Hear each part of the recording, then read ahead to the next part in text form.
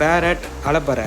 ஒரு லைட்டு வாங்கிட்டு ஒரு காலி டப்பாவை கீழே போட்டேன். அதை பாருங்கள் என்ன நான் பண்ணுறான், தூக்கின்னு மேலே ஏறுறாரு பாருங்க.